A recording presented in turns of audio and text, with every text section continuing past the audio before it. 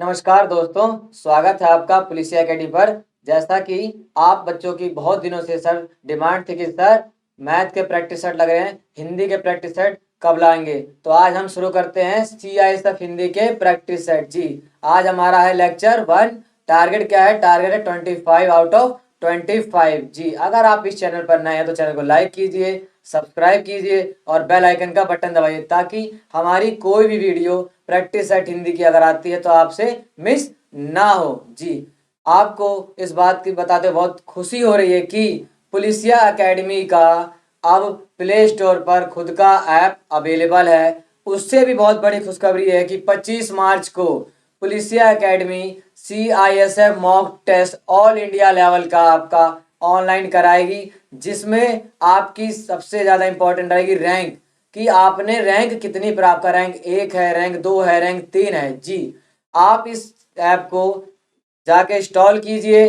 25 मार्च को आपका all India CISF mock test होगा, उसमें आपको अपनी रैंक का पता चलेगा। अपने दोस्तों से कीजिए ताकि जितने बच्चे देंगे इससे पता लगेगा कि आपका रैंक कितना है, आप कितना बेहतर कर। देखते हैं दूसरा क्या कह रहा है। उपयुक्त वाक्यांश का चयन कीजिए। जैसे कि आपको एक वाक्यांश दिया हुआ है, क्या दिया हुआ है जी? बलिदान की भावना के प्रेरक होते हैं। जी बलिदान की भावना के प्रेरक कौन होते हैं? जैसे A समाज सुधारक, B संस्कृत पुरुष, C देशभक्त, D स्वामी भक्त। जी बताइए जी। जी क्या आपका इसका उत्तर? जी देशभक्त आपका इसका उत्तर है, देशभक्त। क्या बताया था? उपयुक्त वाक्यांश का चयन कीजिए, बलिदान की भावना के प्रेरक होते हैं। एक शब्द पूछा था ना आपका, उपयुक्त वाक्यांश पूछा था। जी आपका उत्तर है देशभक्त C। अगला क्वेश्चन देखते हैं तीसरा। क्या है तीसरा क्वेश्चन?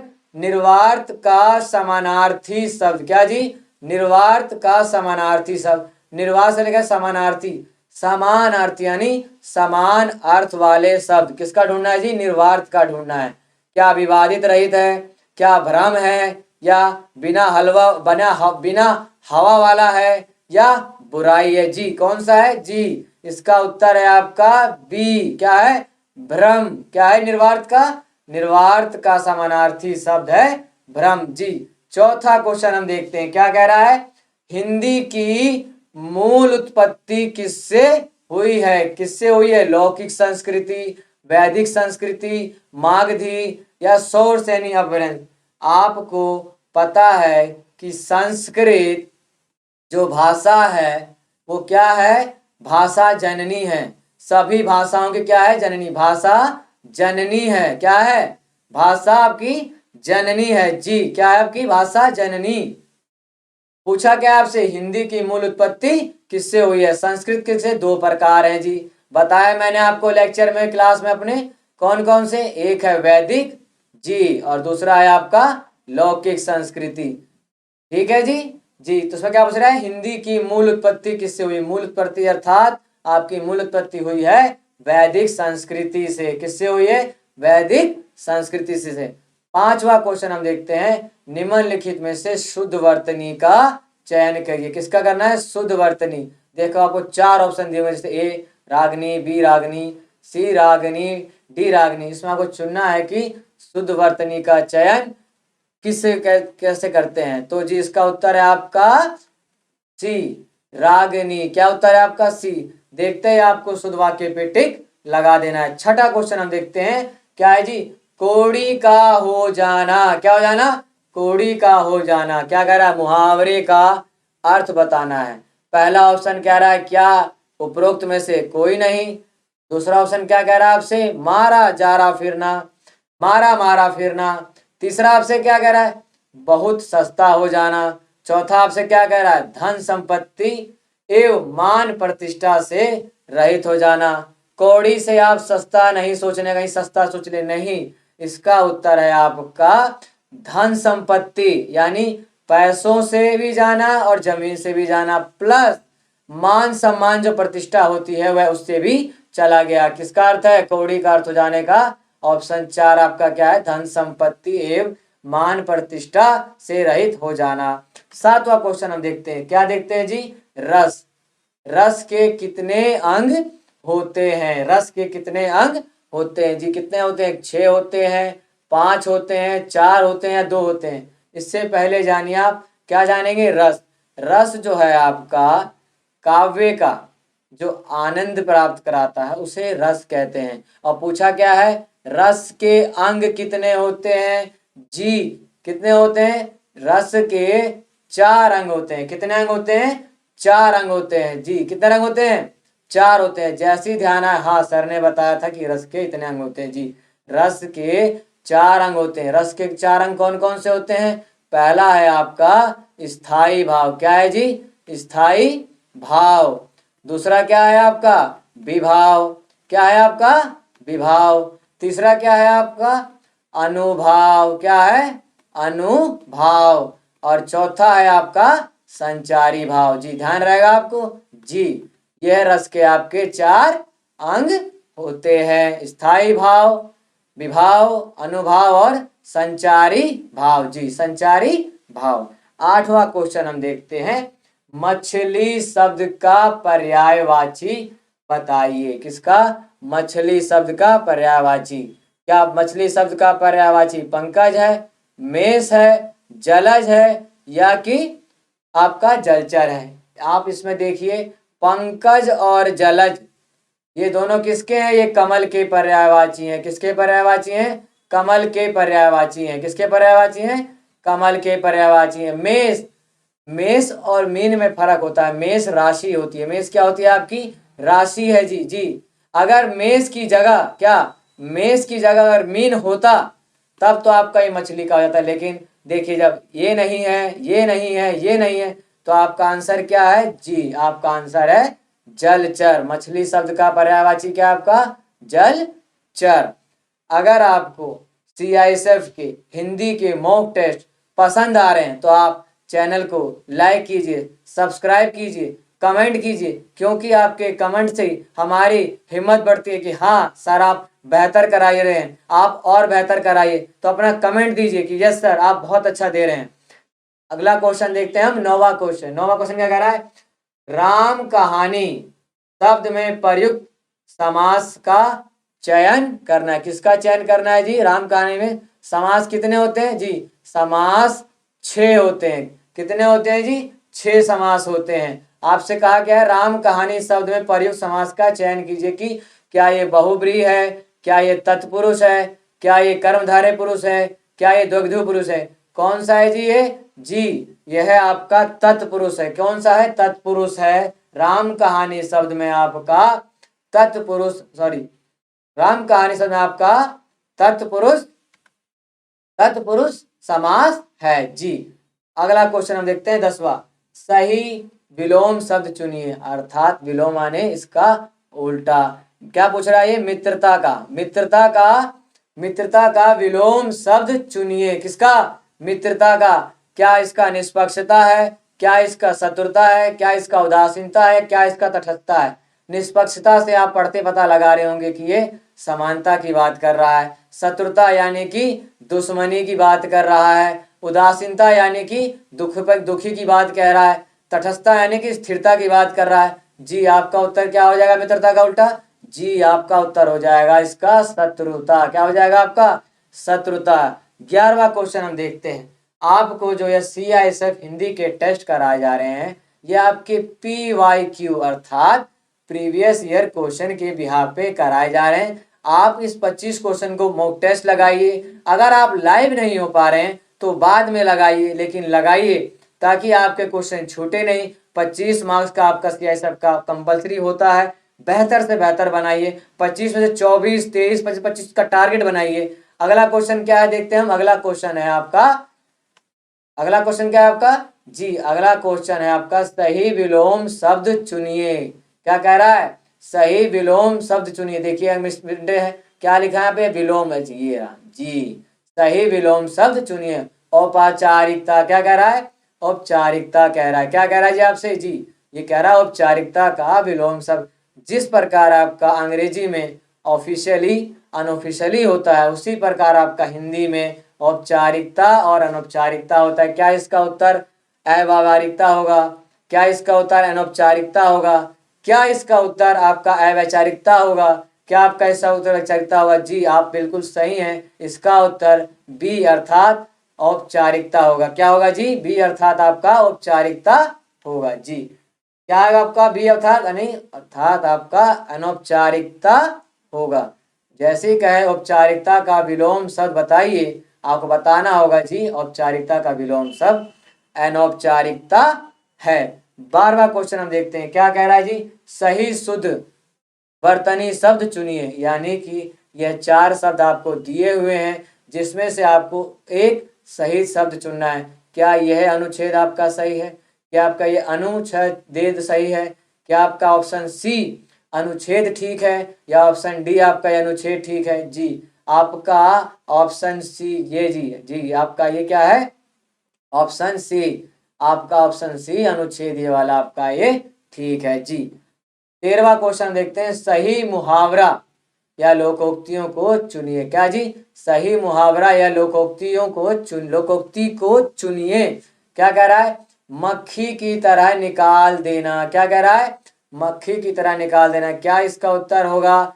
किसी को है समझकर उसको सम्मान ना देना, किसी को किसी काम से अपेक्षा पूर्वक अलग कर देना, किसी को घृणित समझकर उसे घृणा करना, किसी को बेकार समझकर उसे पास ना आने देना। जी इसका उत्तर होगा आपका, देखिए क्या कह रहा है? मक्खी की तरह निकाल देना, मतलब उसको बिल्कुल ही अलग कर देना। किससे? उसके, जैसे कि ये राजी आपका उत्तर क्या है? बी, किसी को किसी काम से अपेक्षा पूर्वक अलग कर देना। क्या आपका उत्तर जाएगा? इसका उत्तर हो जाएगा आपका बी जी। 14वां क्वेश्चन देखते हैं, भक्ति। हम मंदिर में जाते हैं तो वहाँ क्या करते हैं? पूजा करते हैं, पाठ करते हैं, सेवा करते हैं, श्रद्धा करते हैं, मगर ये क्या कह रहा है? भक्ति का अर्थ नहीं है। क्या कह रहा है? भक्ति का अर्थ नहीं, अर्थात क्या नहीं है? कविता। तो आपका उसका उत्तर क्या हो जाएगा? जी आपका इसका उत्तर हो जाएगा कविता। क्या हो जाएगा आपका इसका उत्तर? कविता। 15वां क्वेश्चन देखिए, किस समूह में सभी सर्वनाम प्रश्नवाचक है? कौन सा कह रहा है जी सर्वनाम? जी सर्वनाम क्या कह रहा है? प्रश्नवाचक है। जिस प्रकार आपके अंग्रेजी में वाई, व्हेन, वेयर होता है, उसी प्रकार देखिए यहाँ कौन, क्या, किसने, क्या यह सर प्रश्नवाचक है? जो, कोई, वह, क्या यह प्रश्नवाचक है? जिनका, जो, किनका, क्या यह प्रश्नवाचक है? जिन्होंने, उन पर या उसको, क्या यह प्रश्नवाचक है? जी बताइए। जी आपका यह ऑप्शन ए, यानी कि कौन, क्या, किसने सर्वनाम प्रश्नवाचक है। 16 क्वेश्चन देखते हैं, शुद्ध वाक्य क्या है? क्या कह रहा है जी? शुद्ध वाक्य क्या है? दरअसल में वह उससे प्रेम करता है, डाकू के पैरों में हथकड़ियां हैं, यह ऐतिहासिक घटना है, आपका भवदीय। जी आपको इसमें क्या करना है? सही शब्द चुनना है। जिसका उत्तर क्या हो जाएगा आपका? जी आपका इसका उत्तर हो जाएगा आपका घटना। यह ऐतिहासिक घटना है। शुद्ध वाक्य हमेशा आपको वाक्य देख के चुनना है, कहीं भी आपसे मिस गलती नहीं होनी चाहिए। 17वां क्वेश्चन हम देखते हैं, आपको गड़े मुर्दे उखाड़ना। क्या जी? गड़े मुर्दे उखाड़ना। अगर आपको CISF हिंदी का मॉक टेस्ट पसंद आ रहा है तो इसे आप ज़्यादा लाइक कीजिए, शेयर कीजिए, कमेंट कीजिए, ताकि पता लगे कि हाँ आपको हमारा CISF हिंदी का मॉक टेस्ट पसंद आ रहा है। क्या कह रहा है ये क्वेश्चन? देखते हैं हम 17वां, गड़े मुर्दे उखाड़ना। आपने कितने लोगों के मुंह सुना होगा, यार तू गड़े मुर्दे मत उखाड़ा कर। इसमें तो आपको ऑप्शन देखना नहीं है, ए ऑप्शन देखूं, बी ऑप्शन, सी, सीधा क्या मतलब होता है इसका अर्थ? गड़े मुर्दे उखाड़ने का अर्थ क्या होता है? पुरानी बातों को दोहराना, और पुरानी बातें हमेशा दुख देती हैं। वही कह रहा है, क्या कह रहा है? गड़े मुर्दे उखाड़ना। तो इसका उत्तर हो गया आपका गड़े मुर्दे उखाड़ना। 18वां क्वेश्चन हम देखते हैं, आपका क्या है? प्रतिदिन। क्या कह रहा है जी? प्रतिदिन शब्द में कौन सा समास है? मैंने आपको पीछे बताया अभी कि समास 6 हैं। कितने हैं जी? समास के 6 प्रकार हैं। ठीक है जी, मगर पूछ क्या रहा है? प्रतिदिन शब्द में कौन सा समास है? प्रति जो है आपका दिन, यह है आपका अवयवी भाव समास है। कौन समास है आपका? ये अवयवी भाव समास है। कौन समास है आपका? ये यह आपका अवयवी भाव समास है, क्योंकि इसमें प्रति का पता लग रहा है। 19वां क्वेश्चन हम देखते हैं, क्या कह रहा है जी? जिसका जन्म पहले से हुआ हो, जिसका जन्म पहले हुआ हो, जिसका जन्म पहले हुआ हो, इसके लिए एक शब्द जो उपयुक्त हो उसे लिखिए। सर्वग है, अग्रज है, द्विज है या अनुज है? जी सर्वग तो होगा नहीं, ठीक है जी, कोई बात नहीं। अग्रज, अग्रज अर्थात आपका बड़ा, क्या बड़ा होता है। द्विज, अनुज यानी छोटा होता है। तो आपका उत्तर क्या हो जाएगा जी? बी हो जाएगा आपका उत्तर, अग्रज। क्या हो जाएगा जी आपका उत्तर? बी, अग्रज। ठीक है जी। आपने सुना होगा भ्राताश्री, अग्रज, भ्राता, अनुज यानी छोटे भाई, बड़े भाई, ये आपका उसी का अग्रज है। ऑप्शन बी, जिसका जन्म पहले से हुआ हो, इसके लिए एक शब्द चुना जाता है, वो है अग्रज। ध्यान रहेगा जी, बिल्कुल ध्यान रहना चाहिए आपको, मिस नहीं होना है। 20वां क्वेश्चन हम देखते हैं। निम्नलिखित शब्द का प्रत्यय बताइए। क्या कह रहा है? निम्नलिखित शब्द, और आपका प्रत्यय क्या है जी? ये राजी, आपको इसमें पूछ कर ये शब्द है, ये है आपका शब्द है सजावट। पूछ क्या रहा है आपसे? प्रत्यय बताइए। और प्रत्यय क्या होता है आपका? क्या होता है प्रत्यय? शब्दार्थ के जो बाद में लगे, क्या लगे? शब्दार्थ के जो बाद में लगे उसे प्रत्यय कहते हैं। ठीक है जी। क्या आवट है कि आव है कि टा है कि आहट है? जी इसका उत्तर है आपका आवट। क्या है आपका इसका उत्तर? आवट। क्या है जी आपका इसका उत्तर? जी इसका उत्तर है आपका आवट। सजावट का प्रत्यय क्या है आपका? आवट। अगला क्वेश्चन हम देखते हैं 21वां। निर्गुण का संधि विच्छेद। किसका कह रहा है? निर्गुण। किसका कह रहा है जी? निर्गुण का संधि विच्छेद करना है। मैंने बताया था आपको संधि कितने प्रकार की होती है? संधि 3 प्रकार की होती है। तो ठीक है जी, स्वर संधि, ठीक, व्यंजन संधि बताया है आपको क्लास में, विसर्ग संधि। जी बताया कि नहीं बताया आपको? इसमें भी ये क्या कह रहा है? निर्गुण संधि। ठीक है जी। संधि इसमें देखिए, निर्जमा गुण, निरय जमा गुण, निह जमा गुण या नि जमा गुण। जी ये आपका जो निह जमा गुण है, यह आपका विसर्ग संधि है। कौन सा संधि है? विसर्ग संधि है। तो 21वें का आपका उत्तर क्या हो जाएगा? आपका उत्तर हो जाएगा सी, विसर्ग संधि। क्या हो जाएगा जी? विसर्ग संधि का यह है निह जमा गुण। अगला क्वेश्चन हम देखते हैं 22वां। क्या कह रहा है? निम्नलिखित शब्द में से उपसर्ग। मैंने बताया आपको उपसर्ग जो शब्दार्थ से पहले लगे, ठीक, प्रत्यय जो शब्दांश के बाद लगे। क्या कह रहा है जी? दुस्साहस का आपको उपसर्ग बताना है। किसका? दुस्साहस का आपको उपसर्ग बताना है। इसमें आपका जो दुस है, ये क्या है? आपका उपसर्ग है। ठीक है जी। प्लस साहस, यह आपका क्या है? यह आपका मूल शब्द है। क्या है? मूल शब्द है। क्या है आपका? ये मूल शब्द है जी। ठीक है। दुस जमा साहस उसको बना। इसमें कहा है जी ये दुस? ये रहा जी दुस। ऑप्शन आपका डी, अर्थात दुस आपका यह है उपसर्ग है।